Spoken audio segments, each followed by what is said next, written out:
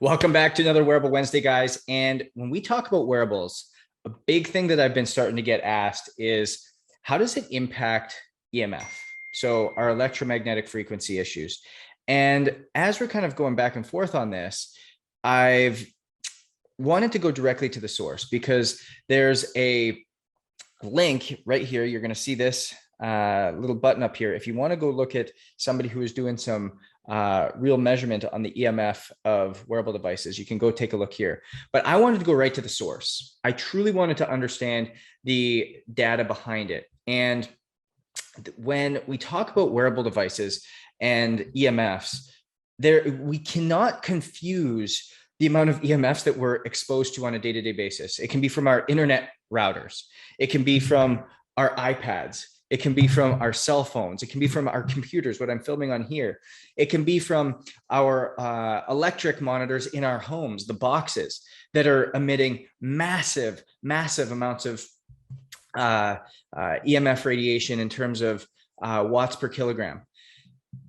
And when we come back to what we're getting from our wearable devices, and we're not wanting to have wearable devices because of how much we're taking in, let's think about this for a second. It would be like not eating fish because we didn't want to get mercury poisoning, but yet we're taking in pills that we have no idea what's in them, and we're getting mercury every single day. That's the type of thought process that we're putting here. So when I went right to Whoop, we actually started talking, and the Whoop 4.0 has a Bluetooth radio and wireless battery charging unit, both of which give off EMFs at very low levels. We have to be honest, all wireless devices do.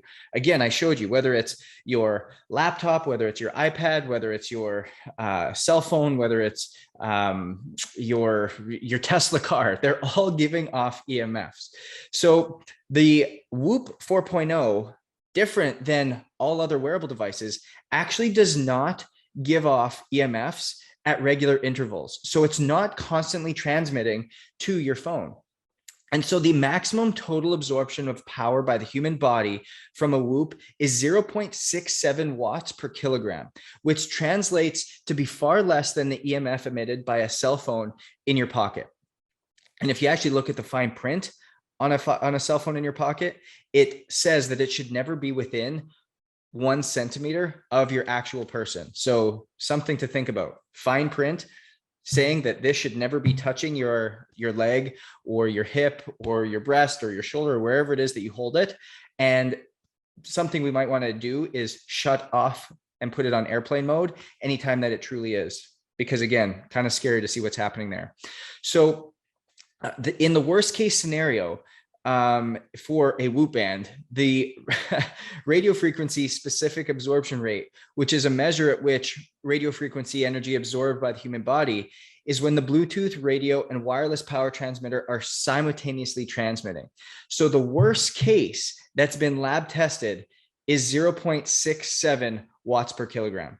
And the limits, so by the FCC, so their regulating body, for a product like a wearable device, like a phone or anything like that, is 1.6 watts per kilogram. So it's basically almost down to a third of where it should be. So you take a look at this, and they've done some really great work in this. Now, a way we can do it with other wearables like Fitbit or Apple Watch or the Oura Ring is actually by turning off the transmission to your phone and simply allow it to capture data all day, and then turn it back on and capture the data at night when you take the wearable off of your finger for 15, 20 minutes, or off of your wrist, whatever it may be, because they're not all like Whoop that do the intermittent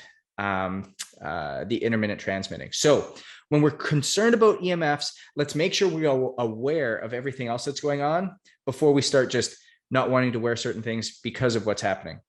Go own it.